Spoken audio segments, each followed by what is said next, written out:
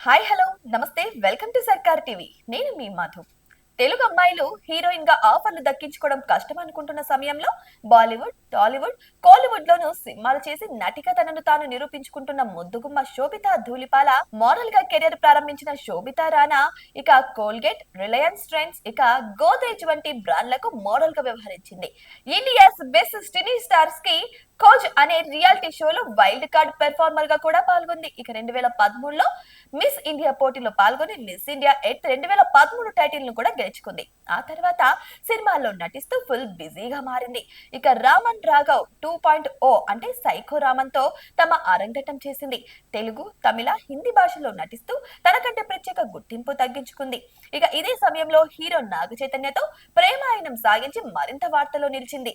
ముఖ్యంగా నాగ చైతన్య వల్లే Sobhita Dhulipala life line లోకి వచ్చిందని చాలా మంది గుసగుసలాడుకుంటున్నారు.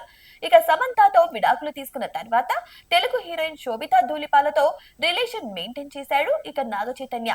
ఈ క్రమంలో డిసెంబర్ 4వ తేదీన వీరి వివాహం జరిగింది. అయితే కొద్ది మంది సమక్షంలోనే వీరి వివాహం జరిగింది. పెళ్లి అనంతరం అటు నాగ చైతన్య తిరిగి తన సినిమాలతో బిజీగా అయిపోగా ఇటు శోభిత సైతం సినిమా షూటింగ్లలో పాల్గొంటుంది. పెళ్లి తర్వాత ఇద్దరు తమ తమ సినిమాలతో బిజీగా మారిపోయారు. వీరిద్దరు తమ హనీమూన్ పీరియడ్ ను సైతం పూర్తి చేసుకున్నారు. ఇటీవలే వోగ్ మ్యాగజైన్ కోసం పోజులు ఇచ్చారు. ఇక సోషల్ మీడియాలో యాక్టివ్ గా ఉండే శోభిత తాజాగా తన లేటెస్ట్ ఫోటోషూట్ ను షేర్ చేసింది. చీరలో పద్ధతిగా కనిపించి శోభిత అభిమానులకు షాక్ ఇచ్చింది. ఈ ఫోటోలపై నెటిజన్లు తమదైన శైలిలో రియాక్ట్ అవుతున్నారు.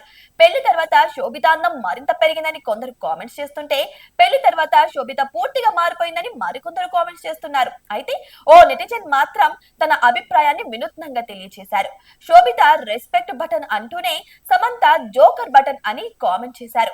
మరో నెటిజన్ రియాక్ట్ అవుతూ కామెంట్స్ అన్ని కూడా శోభితకి పాజిటివ్ గా ఉన్నాయి. ఈ సమయానికి కొందరు వచ్చి నెగిటివ్ కామెంట్ చేయాలిగా అంటూ కామెంట్ చేశాడు. ఇలా శోభిత ధూళిపాల ఫోటోలపై నెటిజన్లు ఫన్నీగా రియాక్ట్ అవుతున్నారు.